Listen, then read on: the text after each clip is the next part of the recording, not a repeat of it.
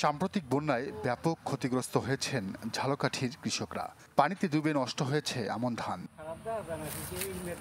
সেই সংকট কাটিয়ে উঠতে না উঠতেই এবার হাজির নতুন বিপদ।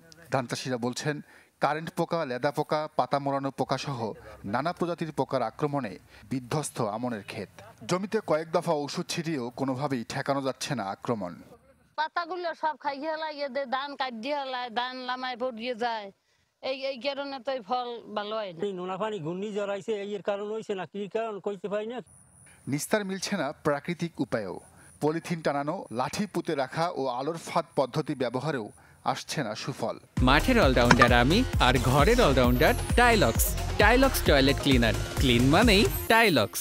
মৌসুমের শেষের দিকে যখন গোলায় ভরবেন ধান, ঠিক সেই সময়ে এমন পরিস্থিতি তৈরি হওয়ায় হতাশ কৃষকরা। বিপর্যয় ঠেকাতে দ্রুত কৃষি সম্প্রসারণ অধিদপ্তরকে ব্যবস্থা নেওয়ার আহ্বান তাদের। ঔষধ দিয়েছি, হ্যাঁ যায় না। কৃষি অফিস থেকে যদি এরা পরিকল্পনা নিতে পারে, তাই যদি আমরা সাধারণ কৃষক বাঁচতে পারি। সংকট সমাধানে কৃষকদের নানা পরামর্শ দিচ্ছেন কৃষি সম্প্রসারণ অধিদপ্তরের কর্মকর্তা।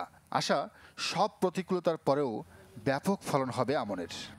নিয়মিত কিন্তু পরামর্শ প্রদান করে যাচ্ছে এবং আগাম সতর্কীকরণ হিসেবে আলোক ফাঁদের ব্যবস্থা করা হয়েছে, যেন পোকা চিনে দ্রুত যেন কৃষক ভাইদেরকে পরামর্শ দেওয়া যায়, সে বিষয়ে কিন্তু ব্যবস্থা নেওয়া হয়েছে। চলতি মৌসুমে জেলায় 46,770 হেক্টর জমিতে আমনের আবাদ হয়েছে। Desk report, channel 24।